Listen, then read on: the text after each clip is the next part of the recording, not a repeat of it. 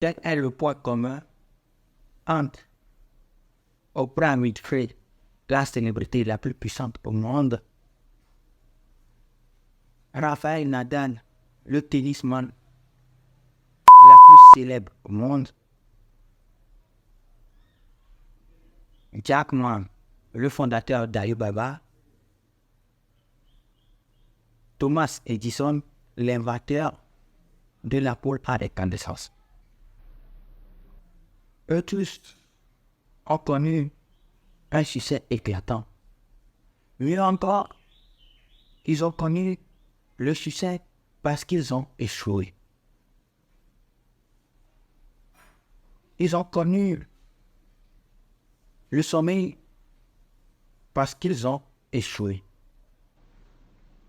Alors, dans notre vie de tous les jours, dans notre vie quotidienne, nous sommes appelés à faire face à l'échec, à ce que j'appellerais plutôt une opportunité que nous offre la vie de réaliser nos rêves les plus fous. Dans cet épisode, nous allons découvrir ensemble les 3 étapes, les 3 clés nécessaires pour pouvoir transformer l'échec en succès. Pour pouvoir transformer l'échec en succès. Alors, sans plus attendre, c'est maintenant. Avant de commencer, nous devons comprendre ce qu'est l'échec. Pour définir l'échec, je dirais que l'échec est l'obstacle que nous rencontrons dans le but de la réalisation de nos projets, dans le but de la concrétisation de nos rêves, de nos objectifs. Mais, en plus encore, ce n'est pas un obstacle, ce n'est pas un obstacle, c'est plutôt une opportunité que nous offre la vie d'essayer à nouveau pour pouvoir atteindre l'objectif escompté. Alors, pour pouvoir arriver à ce stade-là, il faudra d'abord passer par les 3 étapes que nous allons découvrir ensemble. La première des étapes est que l'échec est propre aux humains. L'échec est propre aux humains. C'est-à-dire que l'échec se trouve dans notre ADN, se trouve dans notre gène, bien avant qu'on ne devienne grand. La preuve, si nous prenons un enfant, un bébé, disons un bébé, qui essaie de marcher pour la première fois, nous allons comprendre que pour pouvoir marcher, il devait trébucher encore et encore avant de pouvoir marcher pour la première fois. Parce que lorsqu'il commence son parcours d'apprentissage, il faudrait qu'il trébuche en tombant encore et encore. Et pour pouvoir y arriver, il est obligé de s'entraîner. Prenons encore l'exemple des enfants. Pour pouvoir parler pour la première fois, il faudrait qu'ils murmurent des mots qui seront incompréhensibles au début. Mais à force de s'entraîner, ils finissent par y arriver. Ce qui nous prouve que dès notre enfance, on a connu l'échec avant de grandir. Et c'est ce qui prouve que l'échec nous est propre, se trouve dans notre ADN et qu'on n'y peut rien. La deuxième des étapes est que nous devons accepter l'échec, non pas comme une fin en soi, mais comme plutôt une opportunité que nous offre la vie d'y arriver. Et c'est en acceptant l'échec qu'on peut y arriver. Si nous prenons toujours l'exemple des enfants, nous devons comprendre qu'avant de pouvoir marcher, avant de pouvoir parler, ils ont dû accepter qu'ils devaient trébucher, ils devaient prononcer des mots incompréhensibles pour pouvoir y arriver. L'un des personnes qui m'a le plus fait remarquer cela, est Rafael Nadal. Au cours de sa carrière, lorsqu'il a disputé le final de la compétition des As en 1999 contre Gasquet, il a dû accepter le fait d'être battu. Il a dû accepter le fait d'être malmené pour pouvoir être le numéro 1 que nous avons tous connu. Que nous avons tous connu.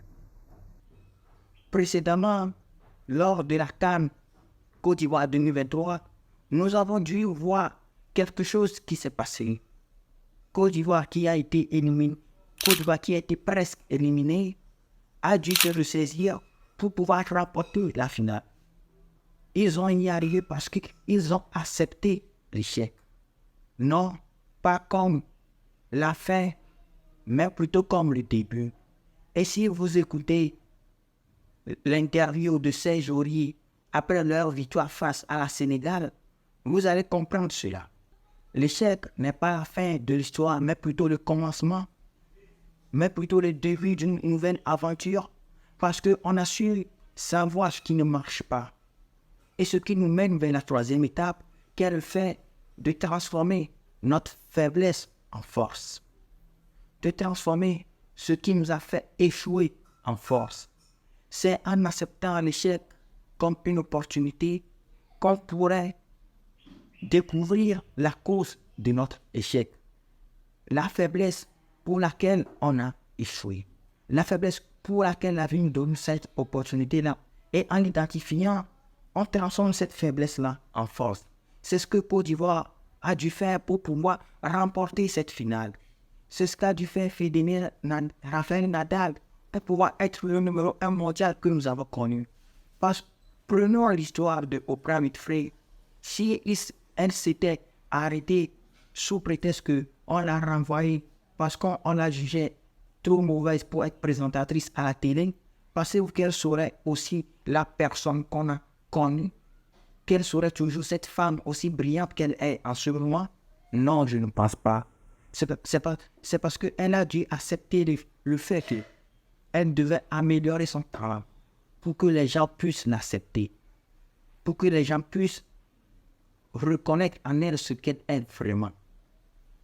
Et si nous voulons réellement atteindre l'objectif que nous avons fixé, nous devons accepter le fait que nous devons transformer notre faiblesse en force pour pouvoir y admettre.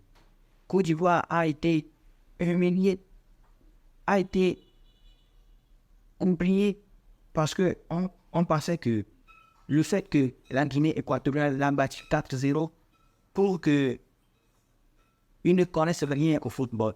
Mais en acceptant le fait qu'ils devaient transformer leur faiblesse en force, ils ont surpris le monde.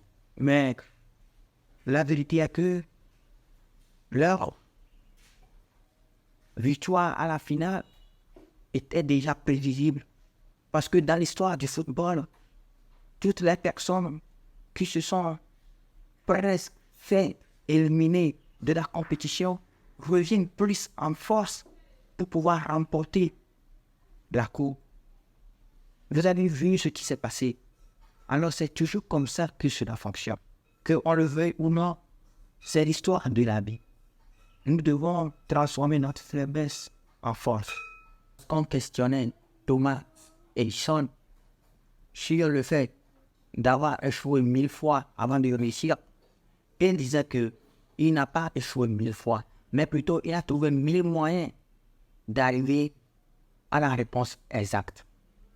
On dit souvent que l'erreur est humaine, mais la répéter est diabolique.